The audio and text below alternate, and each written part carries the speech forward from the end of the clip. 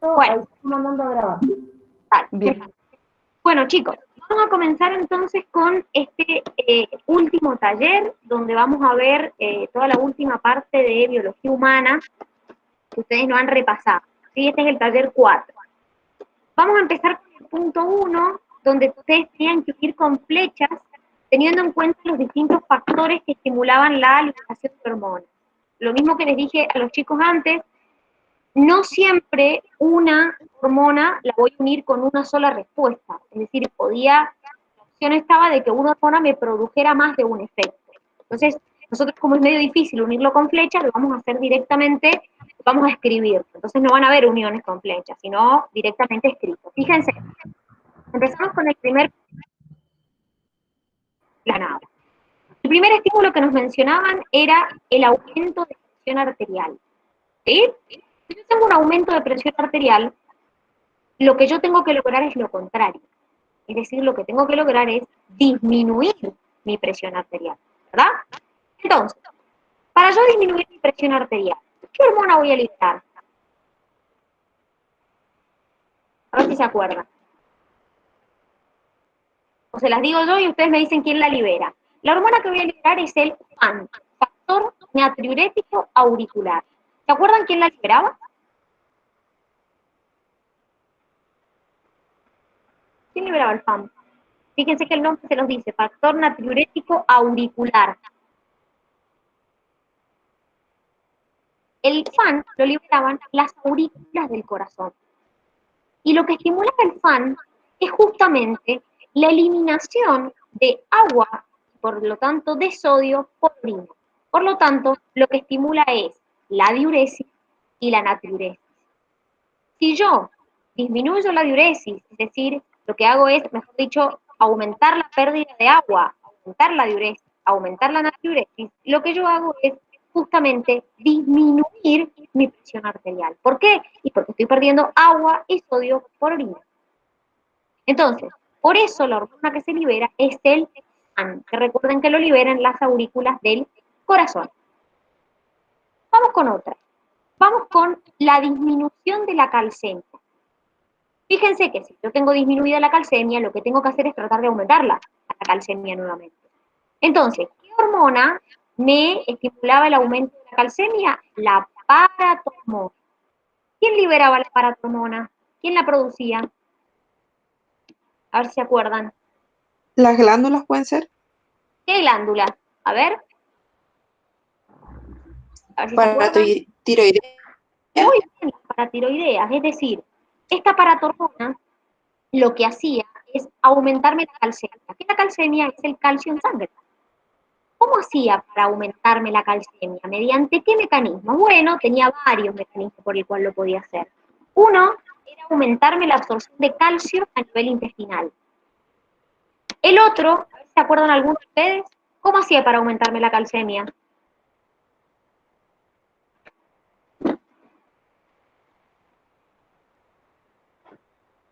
Otra de las cosas que hacía era estimular el proceso de resorción ósea.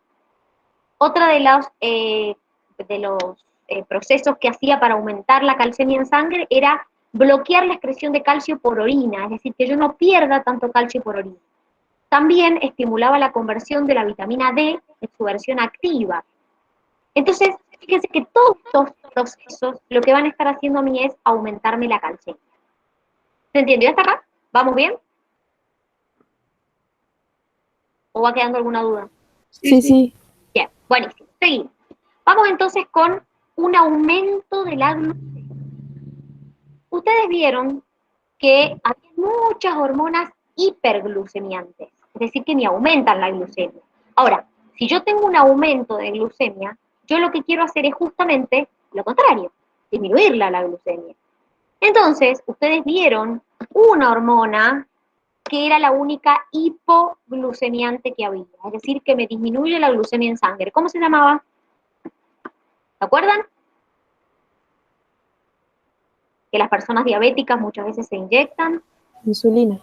Muy bien. La insulina. Muy bien, perfecto. Y la insulina la producían las células beta de nuestro páncreas. Entonces, ¿qué hacía la insulina? ¿Cómo hacía para reducir esta glucemia? lo que hacía era mediante el proceso de glucogenogénesis. ¿Qué significa esto? Glucógeno, génesis vendría a ser, es decir, generación de glucógeno. ¿Qué quiere decir? Que lo que hacía la insulina era convertirme a la glucosa en glucógeno para almacenarla. ¿Se acuerdan dónde la almacenaba? ¿O dónde almacenaba el glucógeno para que se redujera la glucemia? En los hepatocitos, es decir, en el hígado. Entonces, la insulina, mediante este proceso de glucogenogénesis, lo que hace es generar glucógeno, almacenarlo, y de esa manera reducir la cantidad de glucemia que yo tengo en sangre. Vamos con otra. FSH. ¿Alguien se acuerda qué significaba FSH? ¿Cómo se llamaba esa hormona? Folículo estimulante, ¿puede ser? Perfecto, muy bien, la folículo estimulante. La folículo estimulante ejercía efectos en la mujer y ejercía efectos en el hombre, ¿sí? ¿Quién liberaba la FSH? ¿Qué glándula la libera? A ver si se acuerdan.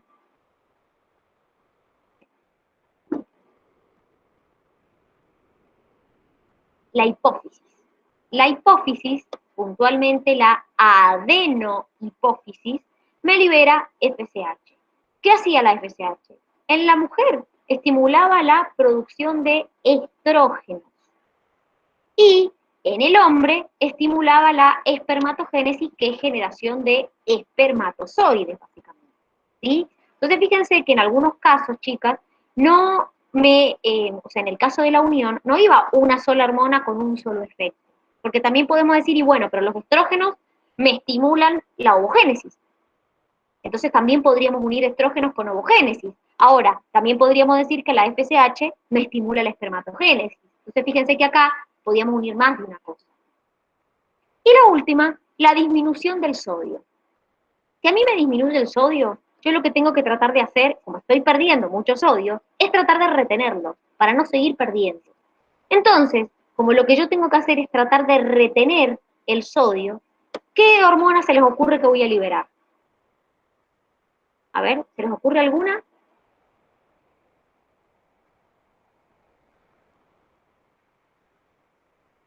La calcitocina, ¿puede ser? Date que la calcitonina está relacionada con los niveles de calcio, seguida con la profe, ¿sí? Hace lo contrario que la paratormona. La calcitonina me regula los niveles de calcio en sangre, o sea, me regula la calcemia. Una de las que voy a poder liberar, por ejemplo, es la aldosterona. La aldosterona lo que me hacía era aumentarme la retención de sodio y estimularme la excreción de potasio. ¿Cómo se liberaba la aldosterona? ¿Se acuerdan quién estimulaba la liberación de aldosterona? El sistema ese que se activaba, el sistema renina-angiotensina-aldosterona. ¿Qué hacía? Cuando la angiotensina 2, que justamente ahí se las mencionamos, había una conversión de angiotensinógeno en angiotensina 1, primero por la renina, y después de angiotensina 1 en 2 por la ECA. Esa angiotensina 2, uno de los efectos que producía era la liberación de aldosterona. Esa aldosterona es la que estamos hablando. Fíjense, ¿se acuerdan quién liberaba la aldosterona? ¿Qué glándula producía aldosterona? Ya que estamos hablando de la aldosterona que me retiene sodio. La suprarrenal. Muy bien, ¿se acordás qué parte de la suprarrenal? ¿Qué parte de la glándula suprarrenal? No. La corteza suprarrenal. Puntualmente, si ustedes se acuerdan, la corteza producía tres cosas: glucocorticoides, sexocorticoides y mineralocorticoides. La aldosterona, puntualmente, es un mineralocorticoide. Otra que mencioné recién, la angiotensina 2. ¿Por qué? Porque la angiotensina 2 va a activar la liberación de aldosterona y además produce vasoconstricción. Entonces eso también me va a aumentar la presión arterial. Recuerden que si yo disminuyo la cantidad de sodio, claramente mi presión arterial va a bajar, va a disminuir mi volemia. ¿Sí? ¿Y la ADH? ¿Quién liberaba la ADH? O antidiurética o vasopresina.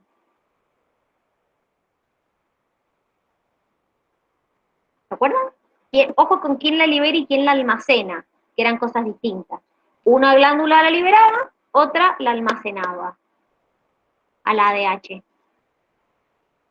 La liberaba el hipotálamo, almacenaba en la neurohipófisis. Entonces, de esa manera, ¿Qué hacía la DH? Justamente antidiuresis. ¿Qué hacía? Me disminuía la diuresis. Si yo disminuyo la diuresis, disminuyo la pérdida de agua y por lo tanto disminuyo la pérdida de sodio. Entonces de esa manera también estoy reteniendo sodio.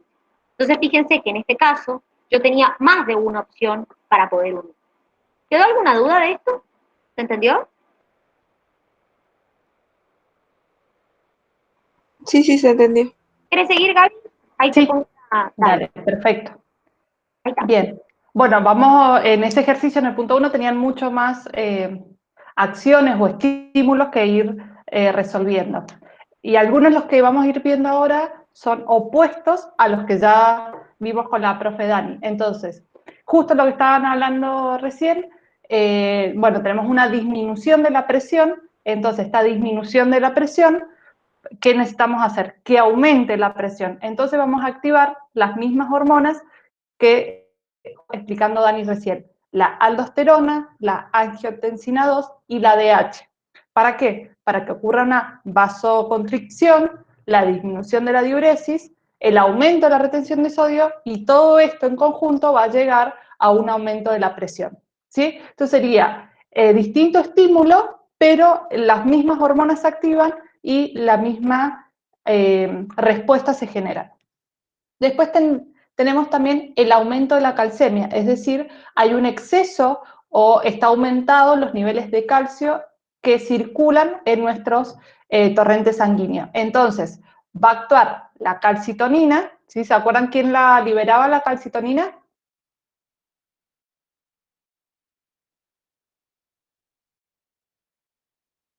Bien, la calcitonina era liberada por la hormona tiroides, ¿sí? Y la paratormona, que generaría una acción inversa, era liberada por la paratiroides. Entonces, la liberación de calcitonina lo que va a hacer es disminución de la calcemia, es decir, disminución de los niveles de calcio en sangre. Entonces, una de las cosas que va a hacer va a inhibir que los huesos liberen, ¿sí?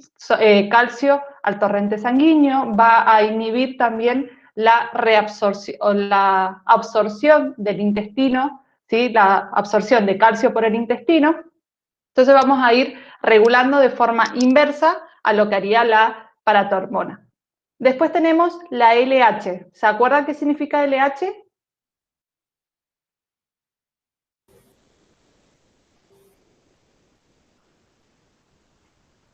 O HL sería en español. ¿Hormona? No se acuerdan, no se acuerdan. Estaba bien, la hormona leutinizante, ¿sí? Esta lo que va a actuar tanto en el cuerpo femenino como en el masculino, pero en este caso, con las opciones que teníamos para unir, solamente vamos a ver lo que pasa en el sistema reproductor. ¿Sí? Agus, ¿querés decir algo? No, nada, es que iba a decir utilizante, pero pensé que estaba mal. No, no, estaba bien. Tienen que Bueno, decirlo, no les vamos a pegar. Mejor exacto, que se equivoquen acá que en un ingreso. exactamente. Mucho mejor. Es ahora el momento de hablar, de debatir, de dudar, digamos. Así que aprovechen y también así no se cansan tanto con nosotros. Hoy con Dani van a estar un poquito más liberadas de mí. Entonces, la LH o HL, ¿sí? Va a activar la testosterona, que va a ocurrir en los testículos, y la testosterona, el aumento de testosterona va a inducir el proceso de espermatogénesis. Nuevamente, después tenemos otro aumento del ion potasio en sangre y acá va a actuar la aldosterona, ¿sí? No va a actuar, como vimos, por ejemplo, cuando disminuía la presión, todo el conjunto de angiotensina 2 y ADH, acá solamente porque es un aumento de potasio, va a actuar solamente la aldosterona y con ese aumento de aldosterona o la acción de la aldosterona, vamos a producir una disminución de la diuresis y por lo tanto esto va a generar un aumento de la retención de calcio. Este aumento de retención de calcio va a permitir que los niveles de potasio disminuyan. Y después estamos la disminución de la glucemia, ¿sí? Que lo vieron recién pero con aumento. Entonces la disminución de la glucemia, es decir, la disminución del azúcar en sangre, ¿sí? Va a actuar el glucagón, que si se acuerdan era la hormona con acción opuesta, ¿sí? A la insulina, y también va a actuar la adrenalina, ¿sí? La adrenalina va a ser activada a través del sistema nervioso, ¿sí? No va a ser no solamente endocrino. Entonces, estas dos acciones lo que va a generar es el aumento de glucosa en sangre, y este aumento lo va a producir gracias a la glucogenólisis, ¿sí? Y a través de la síntesis de proteínas. ¿Estamos hasta acá? ¿Alguna duda? Sí, profe. ¿Estamos? Bien. Les hago una pregunta. ¿Vieron el listadito que ustedes tenían de hormonas en el taller? La hormona ahí en las que les menciona que ustedes tenían en la teoría que también era hiperglucemiante, que les mencionaba. ¿Se acuerdan qué hormona del listadito que tienen ahí era hiperglucemiante? Ahí la Gaby les mencionó glucagón y adrenalina. Hay otra que tienen en ese listadito que a ustedes les salía como hiperglucemiante. ¿Cuál era? A ver si se acuerdan. Una de las que les mencioné. ¿La insulina? No, la insulina es hipoglucemiante, me disminuye la glucemia. Una que sea hiper, que me la aumente. Miren.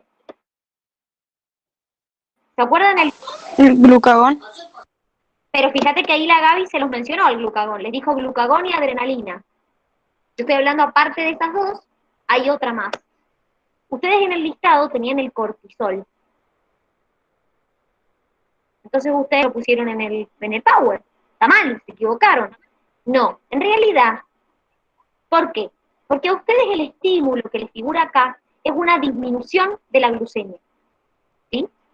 Cuando me disminuye la glucemia, es verdad que se estimula la liberación de glucagón y adrenalina, que son hormonas hiperglucemiantes. Bueno, entonces yo, como les dijo Gaby, el glucagón lo libera el páncreas, la adrenalina me la libera la médula suprarrenal.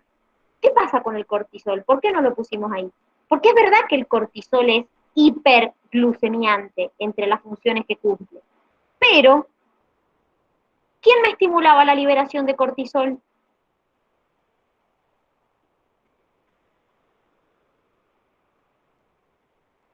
Si ustedes se acuerdan, el cortisol era liberado por la corteza suprarrenal, puntualmente era un glucocorticoide. Pero para yo poder liberar cortisol, tenía que mi adenohipófisis liberarme ACTH o adrenocorticotrofina.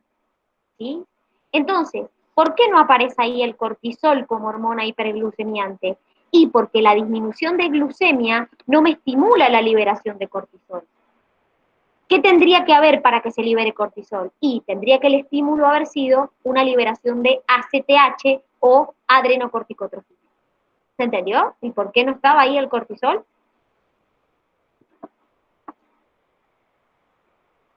O más o menos. Sí, sí. Bien, bueno. Entonces sigo con la diapo que sigue. Ahí voy con esta. Fíjense, vamos con esta. Nos hablan de la succión del bebé. Obviamente, la succión del bebé de la glándula mamaria. Fíjense que acá les mencionamos dos hormonas, la prolactina y la oxitocina. ¿Se acuerdan quién secretaba prolactina? ¿Qué glándula? La prolactina la secretaba la adenohipófisis. ¿Sí? ¿Qué hacía la prolactina? La prolactina lo que hacía era estimular la producción de la leche.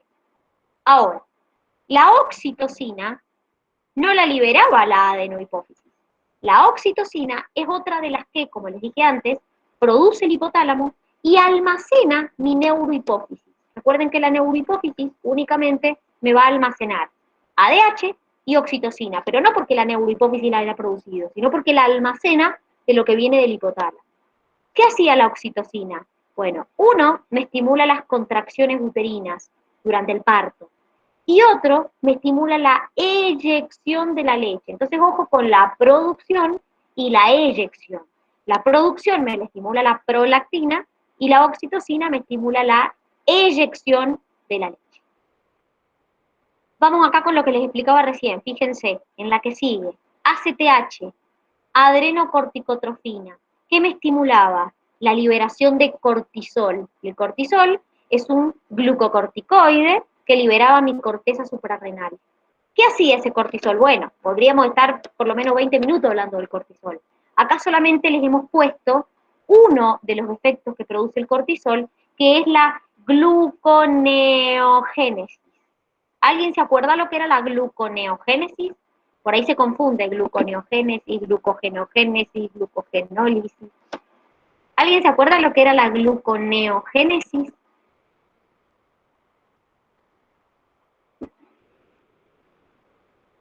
Era cuando yo podía generar glucosa a partir de proteínas o lípidos. Entonces fíjense que yo antes les dije que el cortisol era un hiperglucemiante. ¿Se acuerdan? Que recién se los mencioné. Bueno, acá está la causa, porque el cortisol es hiperglucemiante porque me produce la gluconeogénesis. ¿Se acuerdan qué otros efectos producía el cortisol en exceso? Cuando yo tenía mucho corticoide, ¿qué más producía? Vieron muchos efectos de los que producía el cortisol o los corticoides. ¿Se acuerdan algunos? ¿Qué pasaba con por ejemplo, con la respuesta inflamatoria e inmune? ¿Qué hacían los corticoides en la respuesta inflamatoria? De hecho, por eso, por ejemplo, si me da no sé, una reacción alérgica, me ponen un corticoide. ¿Se acuerdan por qué? ¿Qué hacía el corticoide?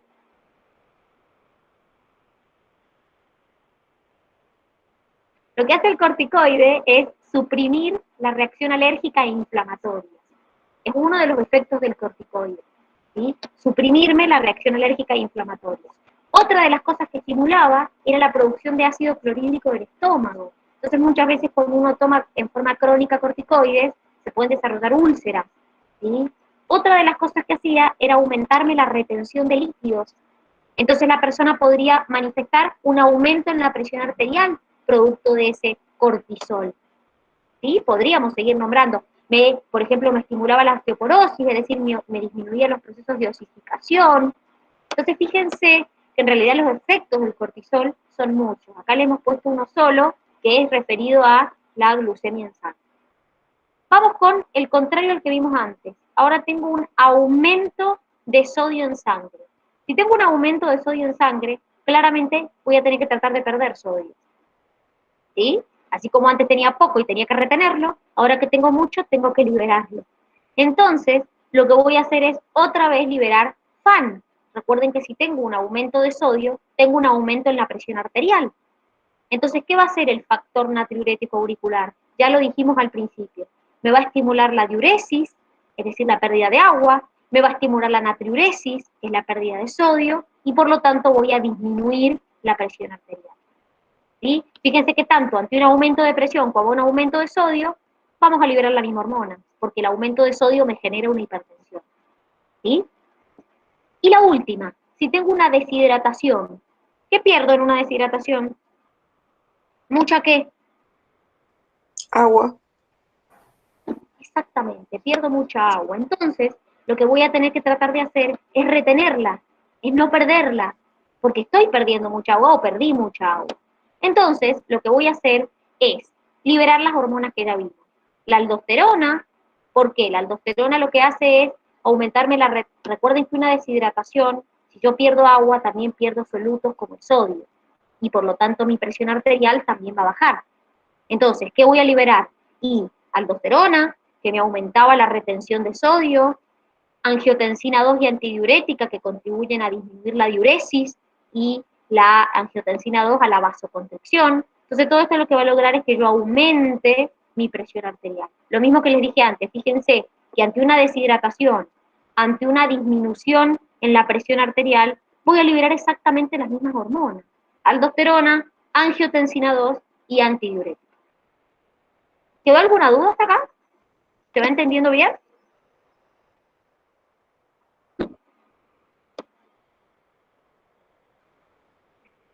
¿Querés seguir, Gaby? Vamos con la última.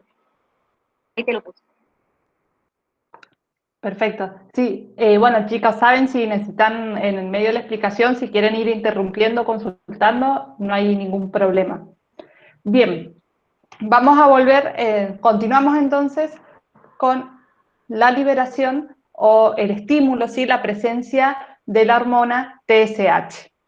Esta hormona TSH, ¿sí? Va a estar liberada por el hipotálamo y va a actuar sobre la tiroide, ¿sí? Y específicamente va a generar la liberación de la T3, ¿sí? Y va a producir una síntesis de proteínas. Ese sería el efecto que generaría la liberación de la T3. Después tenemos, como sabemos, el sistema endocrino no trabaja solo, sino que trabaja en coordinación con el sistema nervioso. Entonces tenemos el sistema nervioso autónomo simpático, ¿sí? Entonces, sabíamos que teníamos dos, el autónomo simpático y el parasimpático. El parasimpático actuaba en momentos de relajación y el simpático actuaba en momentos de estrés, para una huida o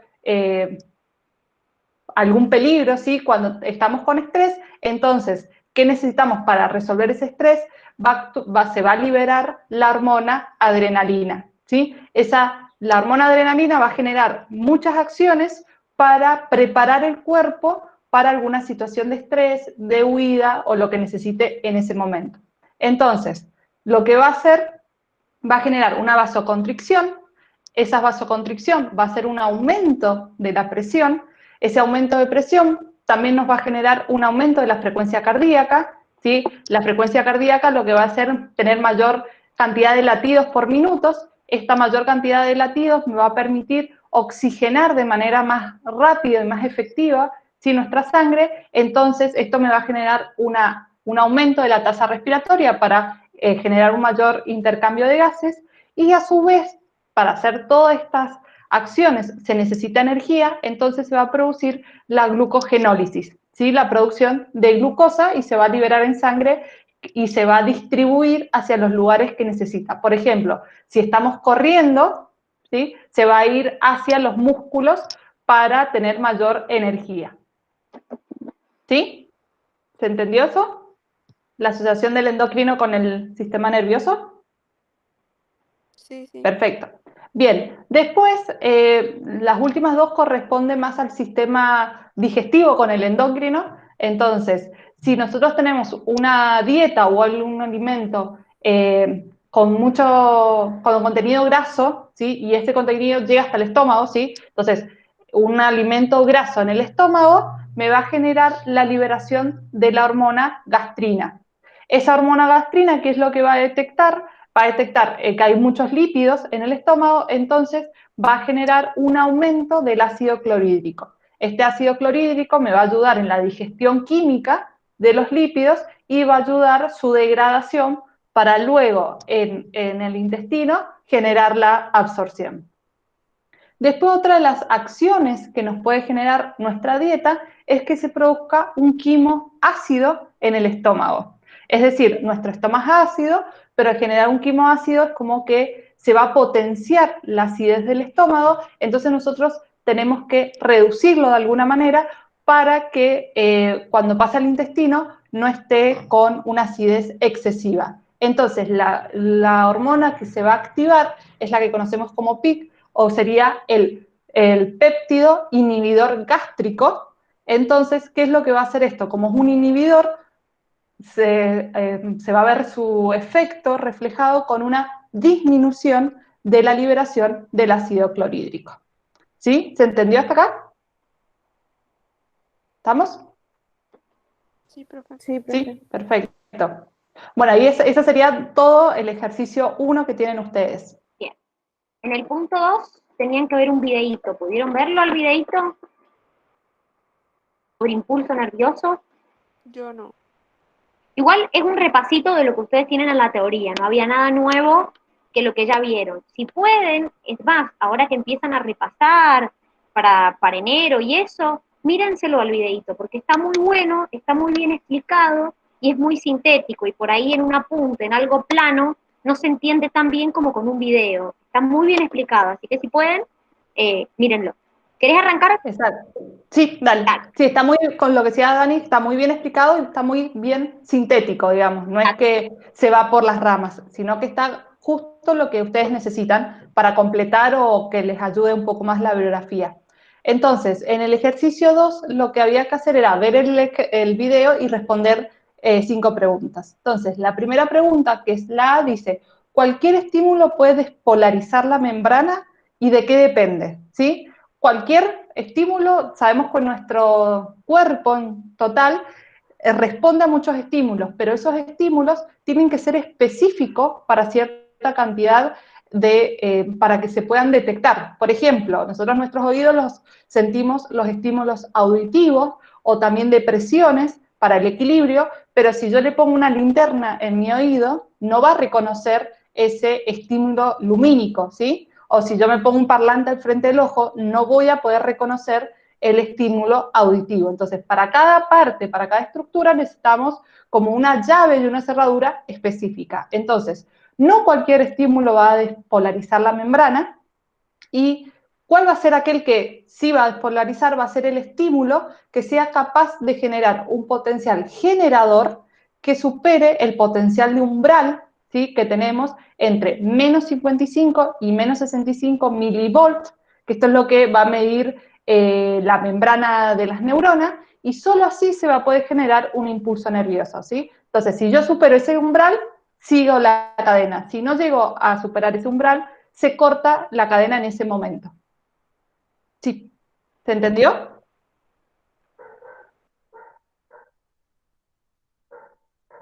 Sí, profe. ¿Sí? Perfecto. Sí. Bien. La segunda pregunta nos dice lo siguiente. ¿Por qué se invierte el potencial de membrana ante la llegada de un estímulo? ¿Sí? Entonces, es como vimos en el cuadro anterior. Un estímulo va a desencadenar una acción y va a desencadenar una respuesta. Entonces, cuando se supera el umbral de potencial que hablamos recién, se produce un ingreso masivo del sodio hacia la célula. El ion de sodio es positivo, por lo tanto, este ingreso masivo, ¿sí?, es decir, ingresa mucha cantidad de sodio en poco tiempo, va a generar que la célula se vuelva positiva, el interior de la célula sea positiva con respecto al exterior de la célula, ¿sí? Si comparamos el exterior con el interior llega a ser más positivo por este exceso de ingreso de sodio. Esto hace que se invierta la condición inicial en la cual el interior, ¿sí?, era negativo con respecto al exterior de la célula siempre. ¿Sí? Acá siempre hablando en relación uno con el otro, ¿sí? Si comparo, es más negativo o menos o más positivo. También, ¿cómo van? ¿Van entendiendo? ¿Vamos? ¿Van recordando estos conceptos? Sí, sí. ¿Les suenan? Sí. Bien, perfecto. Entonces vamos a la tercera pregunta que dice ¿cómo se produce la repolarización? ¿Sí? Recién vimos cómo se producía la polarización, ahora vemos la repolarización, es decir, cómo volver a la normalidad o al reposo. Entonces, al activarse los canales de potasio dependientes de voltaje, este ion positivo lo que hace es sale de la neurona, entonces al salir de la neurona hace que el interior de la célula de la neurona sea más negativa con respecto al exterior. De esta manera volvemos a la condición inicial donde el interior de la célula era negativo con respecto al exterior de la célula que sería la neurona. Si es un intercambio de iones, entonces hacia donde se desplazan esta cantidad excesiva o abundante de iones es lo que me va a generar el voltaje la carga positiva o negativa en el interior o en el exterior de la célula o la neurona en este caso. ¿Sí? ¿Se entendió esto?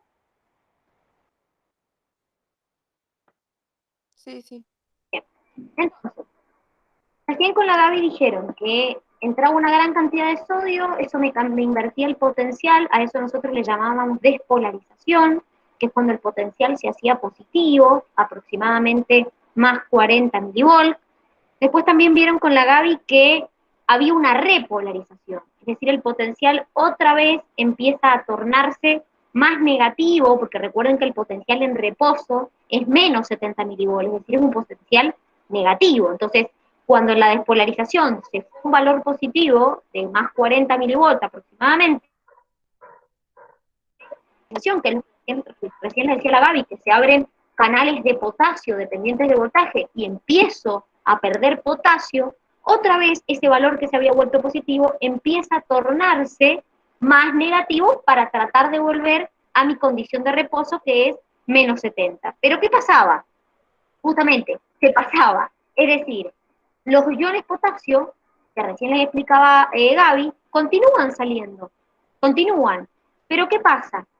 Salen tanto que hace que en un breve periodo de tiempo se pase. ¿Qué quiere decir? Se vuelva más negativo que lo que normalmente tiene el reposo. Entonces, en vez de quedar en menos 70 milivolts, que es el estado del reposo, como he perdido más cantidad de cargas positivas de la que yo debería haber perdido, entonces entra en un valor de menos 90 milivolts, que es lo que le llamábamos hiperpolarización. Entonces podríamos decir que las etapas son despolarización, repolarización, y cuando estoy volviendo otra vez al reposo me paso, entonces entro en una hiperpolarización. ¿Qué va a pasar una vez que ocurra la hiperpolarización? Bueno, lo que va a pasar es que una vez que estos canales de potasio que se abrieron perdieron tanto potasio y me pasé a la hiperpolarización, se van a cerrar. Entonces, al cerrarse esos canales de potasio, yo evito que siga saliendo potasio y que se vuelva aún más negativa, ¿sí? ¿Y cómo voy a volver a la normalidad, a los menos 70 milivolts? ¿Se acuerdan quién me ayudaba a volver de estos menos 90 milivolts que tenía en la hiperpolarización al reposo? Porque ya los canales de potasio los cerré. ¿Quién me ayudaba a volver al potencial normal que debería tener en reposo? Una bomba. La bomba sodio-potasio. Es decir, una vez que yo tengo una hiperpolarización, es decir, que se volvió más negativa de lo normal, y yo cerraba los canales potasio voltaje dependiente, quien me vuelve otra vez el potencial a los menos 70 milivolts es la bomba sodio-potasio que ustedes vieron. Entonces, de esa manera, otra vez mi neurona vuelve al valor de reposo normal, que es menos 70 milivolts. Y la última pregunta que tenían era donde les preguntaban qué iones son importantes en el impulso nervioso y cuál es su concentración intra y extracelular. Fíjense que acá les hemos puesto los valores intra y extracelular, del sodio y del potasio. Es importante, chicos, que entiendan, bueno, fíjense que acá claramente vemos que, por ejemplo, hay una cierta prevalencia de sodio y de potasio, que es un poco lo que siempre les decimos, del interior respecto al exterior, ¿sí? Es decir, por ejemplo, acá ven que el sodio es mucho más afuera y el potasio es mucho más adentro, fíjense las concentraciones. Ahora, es importante que entiendan que no son los únicos iones que existen. Es decir, acá sí, cuando estamos viendo el impulso les mencionamos sodio y potasio, pero recuerden que hay otros iones que también nosotros podemos mencionar. Por ejemplo, ¿qué otros iones hay? A ver si se les ocurre alguno, aparte del sodio y del potasio. El cloruro es otro de los iones que podemos encontrar. El calcio, ¿sí? Recuerden que el calcio es sumamente importante. El ion calcio lo hemos visto mucho, lo hemos visto en un montón de procesos que ustedes han visto a lo largo de la materia, y también es uno de los iones muy importantes en la neurona. Entonces, si bien acá nos concentramos en el sodio y el potasio, también hay otros iones presentes. ¿Se entendió hasta acá? Bien. Sí. Yo los abandono un minuto para cargar la computadora porque si no se me muere. ¿Cuál es el 3? Lo iba a explicar yo y ya después el 4 lo vamos a votar. Vamos entonces con el punto 3. En realidad, fíjense que acá tenían que completar un esquema ustedes con la distinta actividad del sistema inmune. ¿Lo pudieron completar a esto? ¿A este cuadrito? En realidad es algo muy resumido, faltan cosas en el cuadrito, ¿verdad? Pero es como para que ustedes tuvieran una idea de más o menos de qué se trataba, o un breve resumen de todo lo que es la inmunidad adaptativa. Recuerden que la inmunidad adaptativa, nosotros íbamos a ver los linfocitos B y los linfocitos T como componentes de esta inmunidad adaptativa. ¿Pudieron completar algo de este cuadro o se les complicó poder hacerlo? Yo no pude hacer nada. Bien, bueno, fíjense que acá, en realidad lo que quisimos ponerles es como un resumen, porque hay cosas que faltan. Por ejemplo, vamos a empezar de abajo, o sea, perdón, de arriba hacia abajo, para ir tratando de comprender un poco el cuadro. Un antígeno, ¿qué era un antígeno?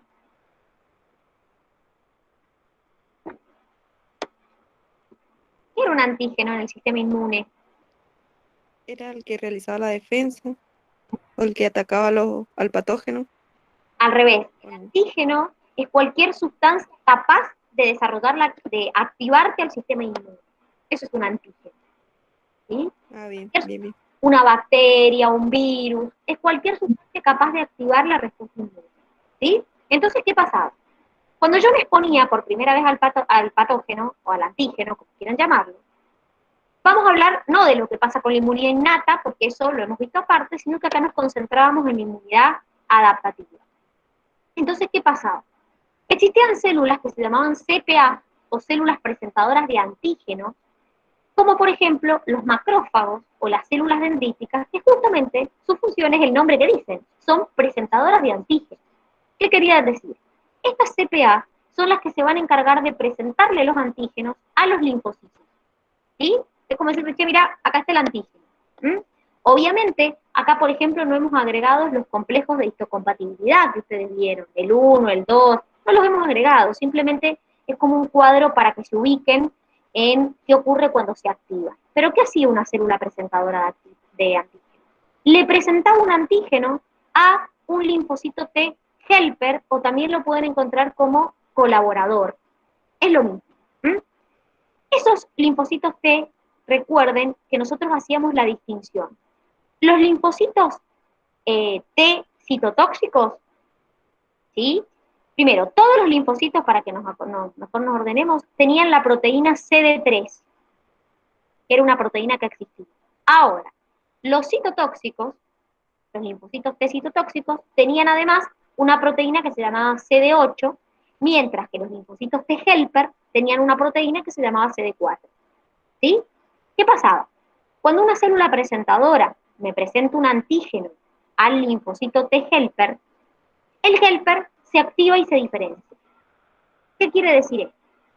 Forma un linfocito T helper activo y células de memoria. Que recuerden que estas células de memoria, chicos, pueden quedar días, meses, años, dependiendo. No sabemos, pero pueden, por eso se les llama de memoria, porque quedan en la memoria de nuestro sistema inmune. ¿Sí? Entonces, una vez que yo tenía este linfocito T helper en el proceso de diferenciación, podía diferenciarse en helper o colaborador 1 y colaborador 2. ¿Cuál es la diferencia? Las células que tienen capacidad de activar. ¿Por qué? Porque un linfocito T colaborador 2 lo que hace es activar al linfocito B. El linfocito B tenía en su membrana un receptor que se llamaba BCR. Entonces, cuando el colaborador 2 lo activa al linfocito B, ese linfocito B también se activa y se diferencia. Se activa y se divide en una célula plasmática y una célula memoria. ¿Sí? Esta célula plasmática es la que me producía anticuerpos. De hecho, ustedes vieron IgA, IgG, IgM, IgD, IgE, bueno, esos son los anticuerpos. Y otra vez, las células de memoria son las que van a quedar justamente en la memoria de nuestro sistema inmune. ¿Para qué?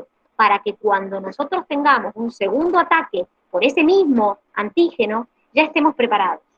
¿Sí? Es decir, esas células de memoria quedan, entonces cuando yo me vuelvo a enfrentar con ese antígeno por segunda vez, la respuesta que doy es más rápida y más efectiva. Ya tengo la memoria, ya está. Entonces ya sabe mi sistema inmune de qué se trata y lo puede atacar. ¿Está? Por otro lado, nosotros hablamos de que el linfocito T helper se podía dividir en un colaborador helper 1. Este colaborador 1 lo que va a hacer es activar al linfocito T citotóxico. El linfocito T citotóxico tiene un receptor que se llama TCR. Y también cuando se active, lo que va a hacer es producirme células de memoria y células efectoras. ¿Qué hacían esas células o esos linfocitos T citotóxico efector? Atacaban células infectadas, células cancerígenas, tejidos trasplantados.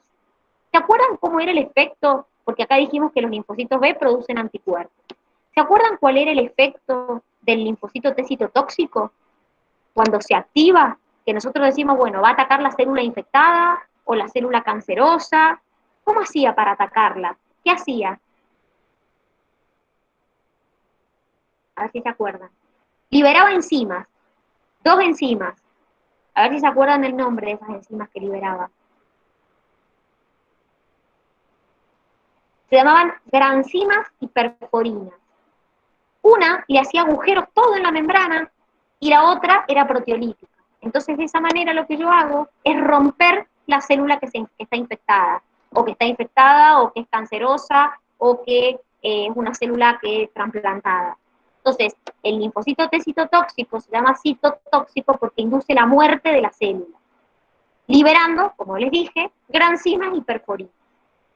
También es importante que nosotros veamos en este cuadrito, que es muy simple, que en realidad lo que quisimos ponerle, que si bien el linfocito B yo lo puedo activar con ayuda de un linfocito T colaborador, como lo ven acá, con un colaborador 2, el linfocito B también se puede activar directamente.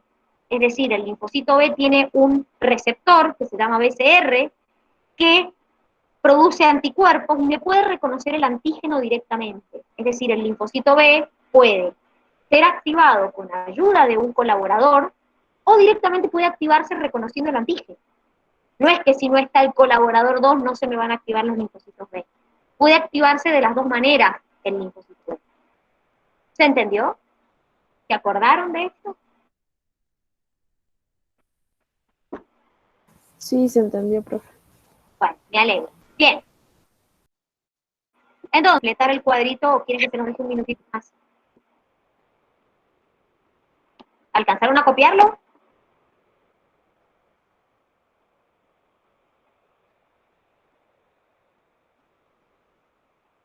Vamos entonces, no sé si quiere seguir Gaby con el que sigue, con el 4.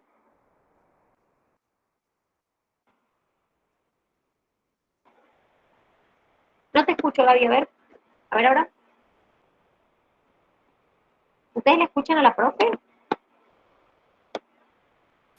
No, no se escucha. No, es que no. No, yo no. Fíjate si no se te desactivó el micrófono. No. Y No, ahora, no se escucha. no sé, los auriculares dejaron de funcionar. Se tomaron el día de vacaciones. Perfecto, ¿ahí me escuchan bien? Sí, ahora sí, Gaby. Perfecto. Entonces, lo que les estaba comentando recién, que si tienen alguna duda o quieren que volvamos a ver ese cuadrito, me escriben y lo vamos trabajando, no hay ningún problema. Y también lo que dice la profe está como muy resumido el cuadrito ese, pero están las cosas más importantes. Entonces, quizás cuando terminen de estudiar, eso les puede servir como un repaso, ¿sí? Van viendo, van resolviendo, van completando. Entonces, también les puede servir para hacer un resumen o un repaso. El ejercicio 4, ¿sí? Teníamos los que tienen una imagen sobre el proceso de espermatogénesis y había que ir completando algunos cuadraditos que ustedes tenían. Primero, ¿se acuerdan qué dos tipos de división celular tenemos? Profe, yo no veo más la pantalla, no sé si compartiendo o ya no. Sí, no, yo estoy compartiendo. ¿Lo demás la ven? Sí, yo sí la veo. Sí. ¿Alguien más la ve? Yo sí veo bien. Ah, bien, perfecto. Quizás es el internet, por ahí cuando se va un poco de internet se deja de ver la imagen. Pero sí, estamos compartiendo. Ahí, Bien. ahí volvió. Gracias. Está perfecto. Entonces, ¿cuáles son las dos divisiones celulares que tenemos? Los dos procesos. Mitosis y meiosis.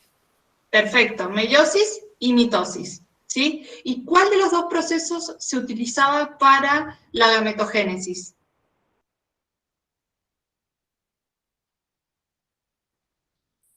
Meiosis. Meiosis, perfecto. La mitosis vamos a tener para el crecimiento del individuo, para la reproducción en organismos unicelulares asexual y también para reparar tejidos. Pero específicamente la meiosis es parte principal del proceso de gametogénesis, tanto la espermatogénesis como la ovogénesis. En este caso vamos a trabajar sobre el proceso de espermatogénesis y tenemos un ejemplo de una célula con 2 genes igual a 4 cromosomas. ¿Sí? Ven en el primer circulito que tenemos 4 cromosomas. 2 grandes y 2 pequeños. ¿Sí?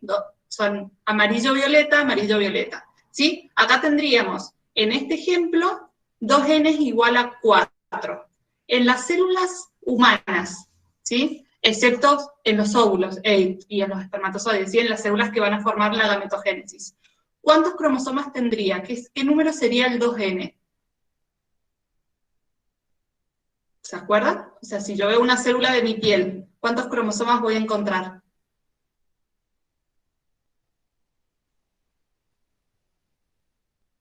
Bien, el 2N, ¿sí? Era el total de los cromosomas. Encontrábamos 46 cromosomas. Y en los gametos, ¿cuánto vamos a tener si tenemos... Sí, Aus. 23. 23, perfecto. Entonces, en todas las células 46 y en los gametos vamos a tener 23. En este caso tenemos un proceso de 2N igual a 4. Todas nuestras células van a tener cromosomas simples, excepto que ya ingresen en el proceso de la preparación de la división celular. Entonces, en la primera célula lo que nosotros tenemos va a ser células germinales, va a ocurrir una mitosis, ¿sí? El primer proceso es una mitosis. ¿Por qué? Porque tengo dos células, se generan células idénticas, o son las que nosotros necesitamos para la formación de la espermatogonia. Entonces ocurre una mitosis, y al ocurrir la mitosis teníamos la descendencia donde tenían la misma cantidad de cromosomas, y a su vez tenían los mismos cromosomas, ¿sí? No había intercambio genético. Entonces, en las dos primeras células de la imagen y sus dos primeros cuadritos tendríamos 2N igual a 4, cromosomas simples en este caso, todavía no están duplicados, y a este tipo de células las llamamos diploide, ¿sí? Porque tenemos el total del material genético. ¿Se acuerdan en qué etapa de la división celular se duplica el ADN? Teníamos una fase S, de síntesis. La primera, como iniciábamos en los procesos de división celular, ¿se acuerdan? Bueno, es en la etapa de interfase, ¿sí? En el interfase era donde crecía la célula y a su vez se producía la duplicación de los cromosomas. Entonces, en la tercera imagen vamos a continuar con una célula diploide, porque seguimos teniendo 4 cromosomas, es decir, tenemos 2 cromosomas grandes y 2 cromosomas pequeños, ¿sí? O 2 amarillos y 2 violetas, que son los que se ven. Pero, ¿cuál es la diferencia con la célula anterior? Es que acá ya empieza la diferenciación, entonces ya estamos hablando de un espermatocito primario, y lo que tenemos de diferencia es que el cromosoma está duplicado, es decir, en vez de tener una sola cromátida, tiene 2 cromátidas hermanas. Entonces, una vez que ocurre la interfase, que es el primer paso de diferenciación, va a empezar a desarrollarse el proceso de meiosis. Teníamos 2 meiosis, digamos, dentro del gran proceso de meiosis, tenemos meiosis 1 y meiosis 2. La meiosis 1 era una división celular reduccional. ¿Qué significa esto? Que reducíamos a la mitad el número de cromosomas. Por ejemplo, en la especie humana tendríamos una célula de 46 y luego de que sufra la meiosis 1 va a tener 23 cromosomas. Entonces, en el espermatocito secundario, que es el que se forma al finalizar la meiosis 1, vamos a obtener células haploides, es decir, con la mitad de la información genética, ¿sí? La mitad de los cromosomas. Pero entonces, como es haploide, va a ser N igual a 2 en este ejemplo, porque teníamos 2N igual a 4. Y en este caso, los cromosomas siguen estando duplicados, ¿sí? Es decir, tenemos 2 cromátidas por cada cromosoma. Entonces, si ustedes ven esa imagen donde están las 2 células, van a ver que tenemos un cromosoma grande y un cromosoma pequeño en cada una de las 2 células. Entonces, sigue siendo N, porque tenemos solamente 2, pero con las cromátidas duplicadas. Y cuando termina la meiosis 2, ¿sí? O la meiosis 2 era la más similar a la mitosis, porque no hay una reducción, y la recombinación genética ocurrió en la meiosis 1, en la profase 1, vamos a formar las espermátidas. Estas espermátidas van a ser N, ¿sí? Porque seguimos con 2 cromosomas cada uno, pero la diferenciación es que en estas cromátidas, las cromátidas hermanas se separaron, entonces nos quedan cromosomas simples. Entonces sigue siendo haploide N2 con cromosomas simples. Y por último, tenemos el proceso de diferenciación, Es decir, de pasar de célula a espermatozoides puntualmente. ¿Qué ocurre en la diferenciación? Tenemos una reestructuración de las estructuras del interior de la célula. Por ejemplo, en la cabeza se orienta, en la parte delantera de la cabeza va a estar el núcleo con los cromosomas, en la parte posterior se van a encontrar las mitocondrias y a su vez los microtúbulos que tenemos van a ir formando el flagelo del espermatozoide y la mitocondria lo que nos permite generar energía para ese movimiento del espermatozoide. Entonces, solamente en la diferenciación hay una redistribución de las estructuras. Por lo tanto, seguimos. Los espermatozoides siguen siendo células haploides con la mitad de la materia, del material genético y su N sigue siendo 2, pero con cromosomas simples, igual que las espermátides. ¿Sí? ¿Se entendió? ¿Quedó alguna duda? Sí, se entiende. Bien, entonces en la especie humana, ¿cuántos cromosomas tendrían los espermatozoides? 23. 23, perfecto. ¿Y el óvulo? 23. Y cuando se fusionan, ¿qué llegamos? 46. 46, perfecto. Muy bien. Bien, bien. Después ustedes tenían, esperen que arreglo esto porque se los había agrandado para que lo vieran. El siguiente punto que era sobre, ya vieron espermatogénesis, en este caso sobre el ciclo menstrual. Fíjense que en este caso ustedes tenían una imagen que siempre les recomendamos, que de hecho también la tienen en el cuadernillo de ustedes.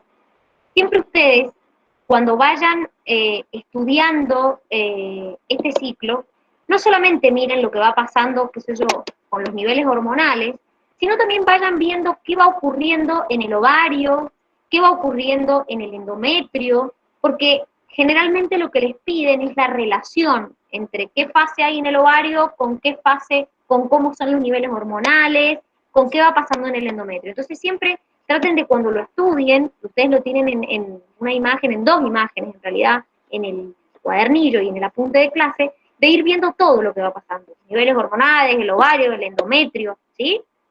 Fíjense que en este caso, no me acuerdo, Gaby, ¿cuántas preguntas eran? 3 eran. Dale, bueno, ¿querés que, porque me parece que la 1 y la 2 son más cortas y la 3 es larga? Sí, como quieras, Dani. Bueno, igual la pregunta es, simplemente les hacían de dónde se representaba esto o qué representaba, esto es fácil, es el ciclo menstrual, ¿sí? Sí. Antes que sigas, Dani, perdón, te interrumpo, porque Sí. ahí se pudo unir Ale. Hola Ale, buenas tardes. Estamos, para que te orientes, estamos en el ejercicio 5 del trabajo práctico número 4, del taller de paso. Hola, profe. ¿Cómo estás? Bueno, ahí lo busco, no hay problema. Bien, Perfecto. fíjense, en el punto A simplemente nos preguntaban qué era, a qué representaba la imagen y claramente es el ciclo menstrual, ¿sí? En el punto B nos pedían que explicáramos el proceso de ovogénesis, un proceso claramente mucho más complicado que es lo que es la espermatogénesis. De hecho, piensen que nosotras las mujeres empezamos a hacer ovogénesis dentro de la panza de la mamá, ¿sí? Entonces el proceso de la ovogénesis en la mujer es mucho más complicado. Arranca, se detiene, es como que no es completo y continuo como lo hace el hombre. Entonces fíjense que siempre partimos un poco, como les dijo la Gaby, de ovogonias, que son células primordiales, que claramente son diploides, igual que lo que pasaba con las espermatogonias en el hombre, y por un proceso de diferenciación, igual que pasaba en las espermatogonias, se transformaban en ovocitos primarios. Y en este caso, en el hombre vieron que se transformaban en espermatocitos primarios. Bueno, acá en ovocitos primarios. Una vez que yo tengo los ovocitos primarios, comienza el proceso de una meiosis, ¿sí? Fíjense que aproximadamente en el tercer mes de vida fetal, es decir, cuando estamos dentro de la panza de nuestra mamá, empezamos el proceso de la ovogénesis, puntualmente empezamos el proceso de, ¿no? ¿Cómo? No leí.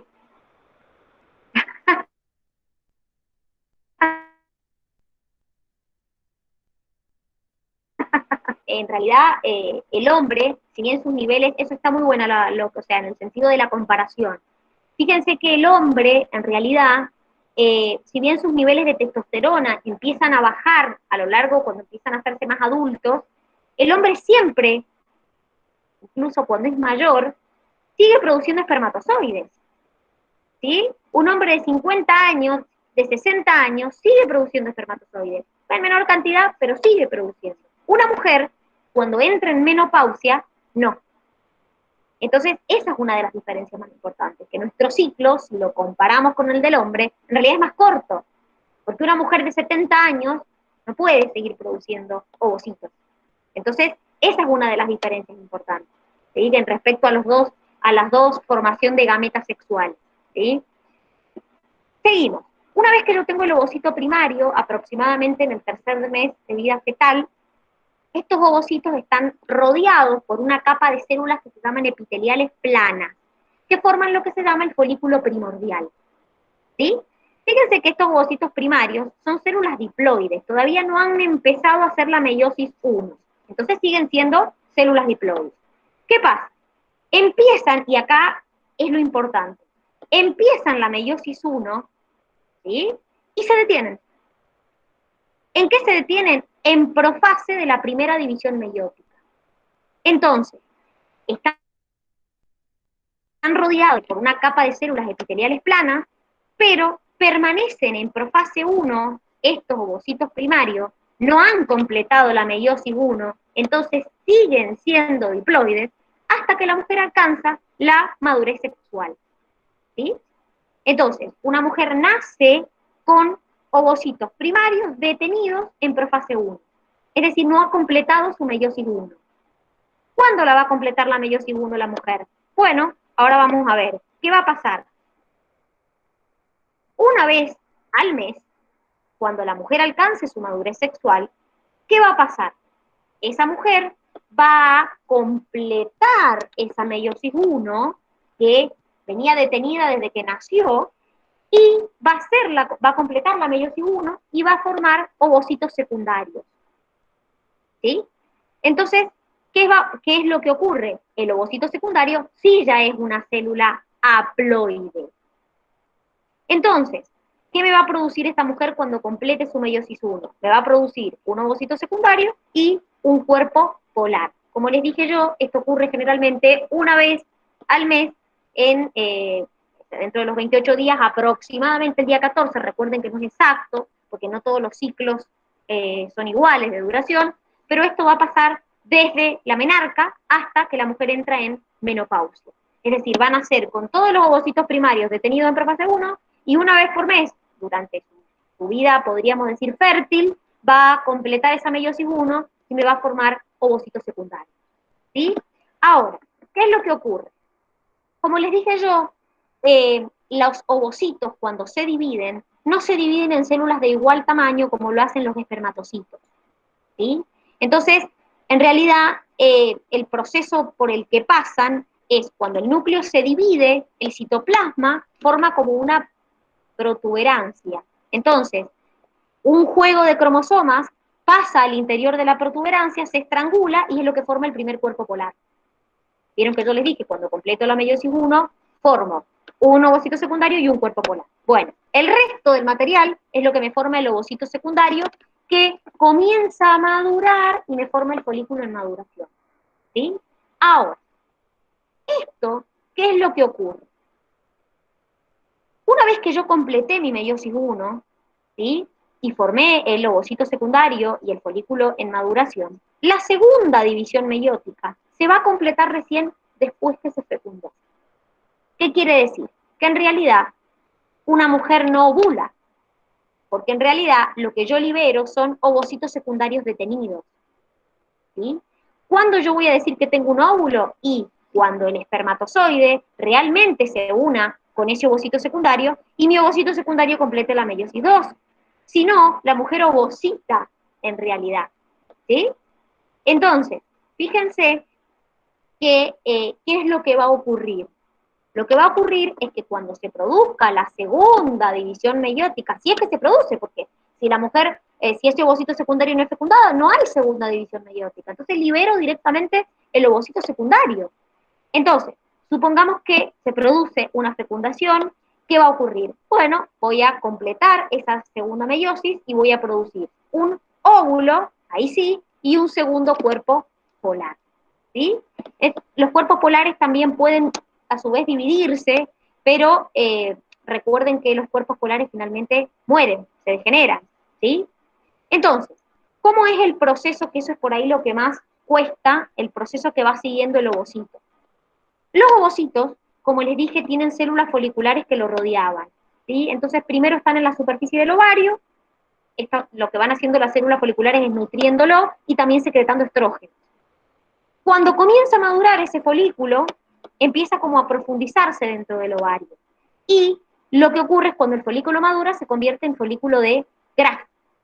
Cuando madura, se mueve a la superficie, y lo que ocurre es que durante la ovulación, que es cuando ya dijimos, no ovulamos, en realidad ovocitamos, ¿sí? Porque liberamos ovocitos secundarios, cuando se produce la ovulación, lo que ocurre es que se libera ese ovocito secundario. Y ese es el ovocito secundario que yo puedo fecundar o no fecundar. Es decir, el ovocito secundario va a comenzar, sale del ovario y empieza a hacer su trayecto por los oviductos, ¿sí? Entonces, tiene que coincidir que el ovocito secundario vaya avanzando y que a su vez un espermatozoide llegue, ¿sí? Si no, recuerden que los ovocitos, una vez que se liberan, dentro de las 24 horas pueden ser fecundados.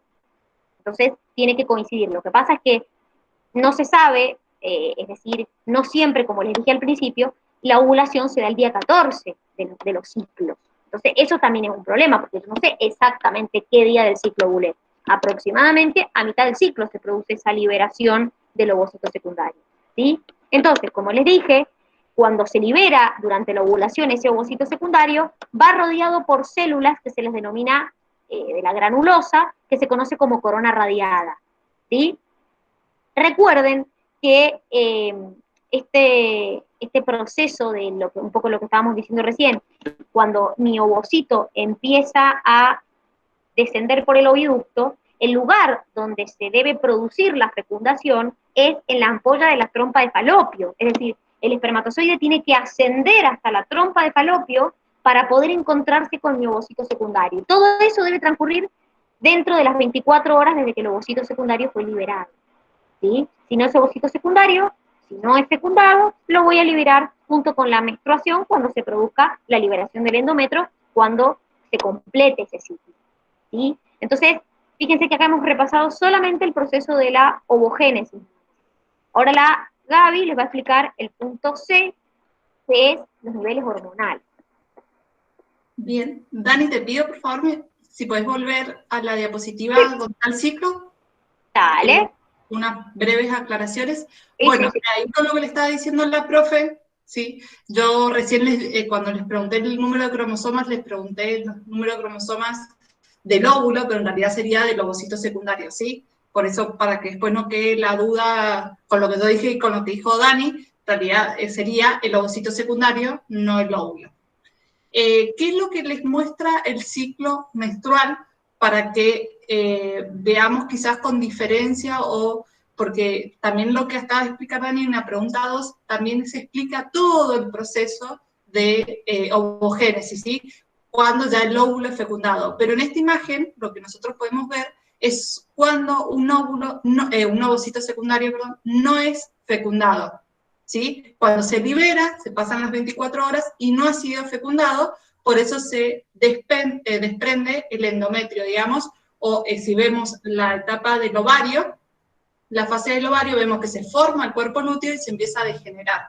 Y si vamos hacia la parte del endometrio, vemos que el día 1, ¿sí? Que se considera del ciclo menstrual, es el inicio de la menstruación, y se produce la pérdida del endometrio y luego se vuelve a formar el endometrio. Si hubiera una fecundación, este endometrio se mantiene constante y no se pierde, porque es donde se va a almacenar, se va a proteger, se va a nutrir al nuevo embrión, ¿sí? Que se está desarrollando. Entonces, estas imágenes de los ciclos que generalmente mostramos es cuando no ocurre una fecundación. Ahora sí, Dani. Dale, ahora voy más o menos. a la última. La pregunta 3 les habla sobre cómo van a variar las hormonas, ¿sí?, que tienen papeles principales en el ciclo menstrual, que van a ser la FSH, la LH, estrógenos y progesteronas, ¿sí? Y después, bueno, hay que desarrollar, además de estar durante el ciclo, que sería de las imágenes que tienen ustedes, sería el tercero, que tenía todas las hormonas de colores, es cómo se va a ir moviendo. Entonces, como dijimos, el ciclo va a empezar con el flujo menstrual, que eso determina el inicio del desprendimiento del endometrio. En ese instante va a haber un aumento de la FSH y la LH que va a estimular el folículo ovárico que crece y que secreta estrógeno, ¿sí? Va a continuar con el proceso de ovogénesis, como explicaba Dani, que va a ocurrir una vez al mes aproximadamente.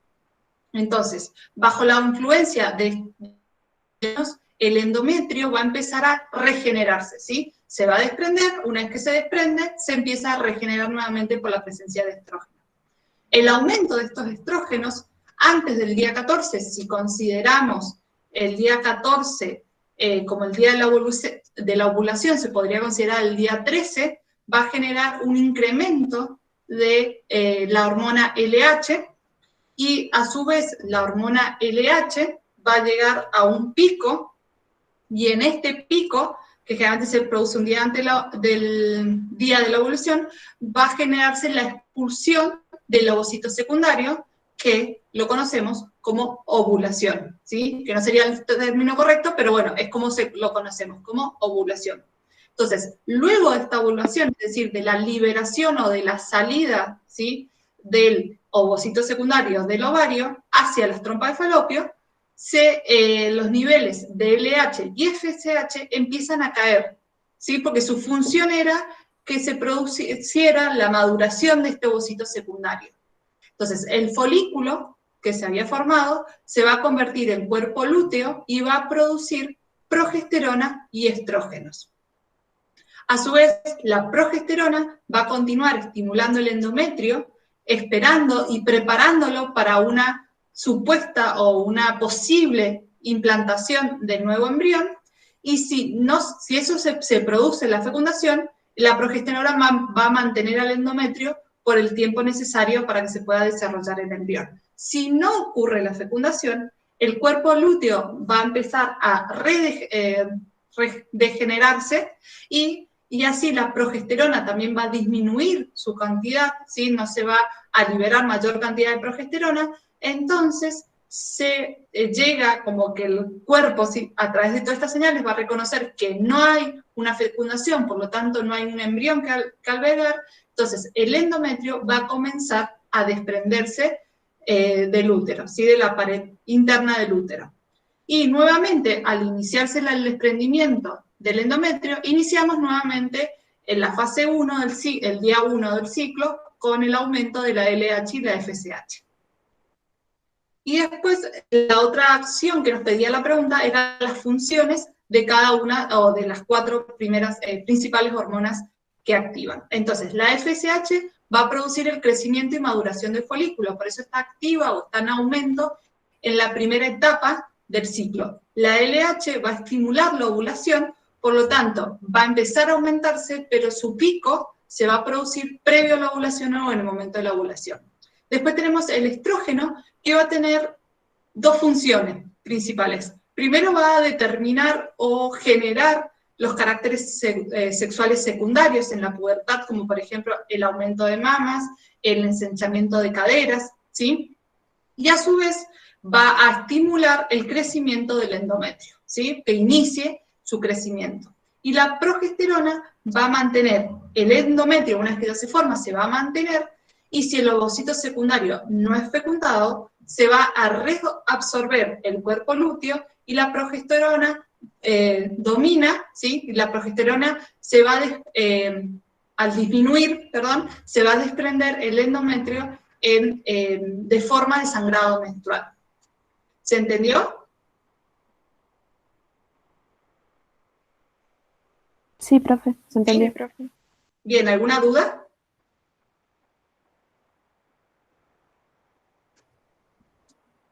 No. Perfecto.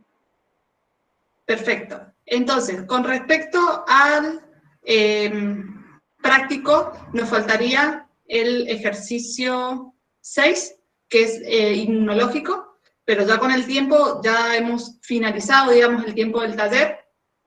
Nosotros ahora nos tomamos un recreito de 10 minutos y nos volvemos a conectar, así nos refrescamos nuevamente y nos organizamos, y bueno, les damos las gracias y despedimos a la profe Dani. Gracias, chicos, que tengan linda tarde y muchísima suerte en química que ahora rinden.